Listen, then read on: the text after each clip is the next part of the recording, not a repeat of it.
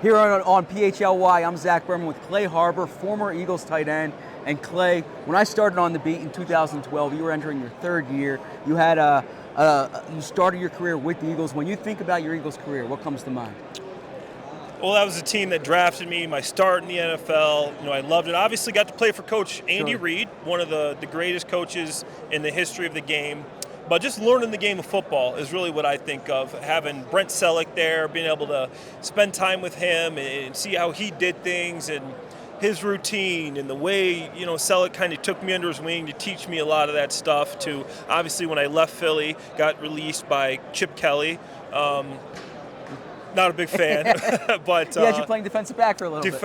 Defensive end, some wide receiver, but then able to take what I learned in Philly into the other places. Sure. My 4 years in Jacksonville, my short time in New England and Detroit. So learning the rails there and exactly how to do things and do things right is what I take from Philly. And wish I could have been a little better. I got better when I left. Obviously a young guy, but really enjoyed my time there. Now you're obviously in the media. I see you on social media, on podcasts, talking about the Eagles. You saw up close what happened late in the season this year. What was your read on what went wrong in those final 6 games? Man, that was tough. To get that start that they had and to really just flame out in the end.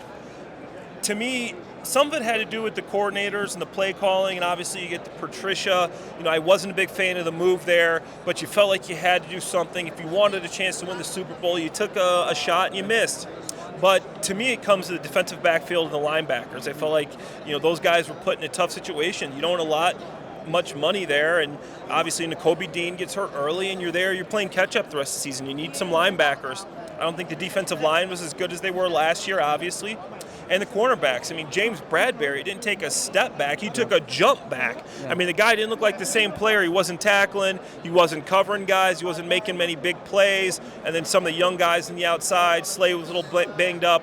So all in all, I think it had a lot to do with the defensive backfield, the linebackers, and then Jalen Hurts did take us a step back. I feel like there was something wrong with Hurts. To me, his knee maybe was a little bit banged up. I don't know, but they weren't running the same stuff. He wasn't making the correct reads. Watching the tape, obviously I do a show with Greg Cassell called Inside the Tape. We're watching the film there, and obviously the RPO stuff, the run-pass option, he's not making the right read a lot of times, and to me, in my opinion, I saw a guy that didn't want to run the ball.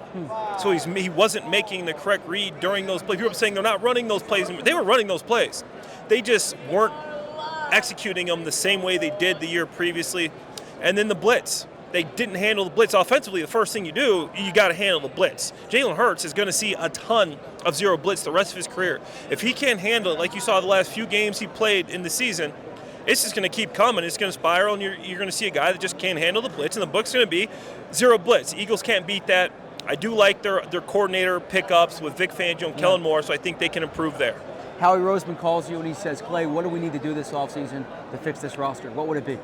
Well, I think he did 2 big things, and that was with the coordinators. Vic Fangio, he's a guy, obviously, he's had success in this league. He's very, very respected in the NFL. Fangio is one of the best to do it defensively. He was 9th in defense last year. He was 9th in sacks, a guy that likes to get after the quarterback. He was a consultant on the Eagles team that won the Super Bowl.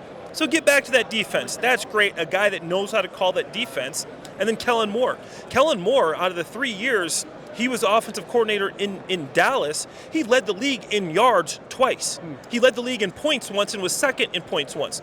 In 2022, he had the league's highest red zone touchdown percentage. The guy knows how to get the ball in the end zone. What was the Eagles' problem? They couldn't score when they got to the red zone.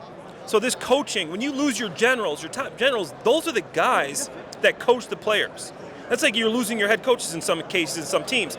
Those guys coach their players. So they hire 2 good coordinators. That's the first thing they need to do.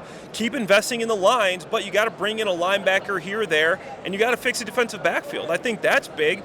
Also, Kellen Moore loves to use a tight end. He was 9th in tight end usage. I think you sign or draft a tight end to put along with Dallas Goedert, and now you have some mismatch problems. You can have these 2 tight ends that can do a lot of different things with Goedert, get him more involved, and I think that makes your offense more versatile. You teased my last question there, which is you saw the Eagles take Zach Ertz in the second round. You saw the Eagles take Dallas Goedert in the second round. Dallas is older now than Zach was then, than Brent was then. Is that a position you think the Eagles try to address this offseason? I think so. I think the Eagles got some compensatory picks. I think there's a good mid-range tight end in this draft, and one of the guys I love, I was at the Senior Bowl out there covering that, Ben Sinnott from Kansas State. And then Penn State also had Theo Johnson. Yeah. Two good tight ends. I think could go mid-round guys, and these guys can do everything. Sinnott is a guy that can block, he can catch, he's running routes, and he's not getting a ton of attention. I played with Gronk, I played with Selleck, I played with Eric Ebron, I played with Ertz. This guy can play tight end. He can do it all. He's a guy you can get in a mid-round pick that can come in. You can put him on the field. You don't have to worry about taking him off because he can do everything. He's a guy that does it all. And Theo Johnson as well from Penn State. A big guy, can run. He's not the guy you're going to split out as much as maybe Ben Sinnott can from Kansas State because he's so athletic. But Johnson's a guy, you can pack the ball in. You can run 2 tight end sets. You can run to his side. You can run to Goddard because Goddard's a guy that can block. And, obviously, I want the Eagles to have good tight ends. Sure. I'm a tight end myself. So I think those 2 guys could help the Eagles offense greatly. Because, look, you already got the 2 wide receivers. Your offensive line, if Kelsey comes back, is still looking good.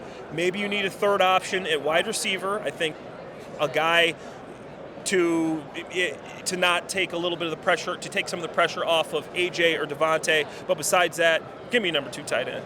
That's Clay Harbor, former Eagles tight end. Thank you for watching PHLY. We all silly like the mayor.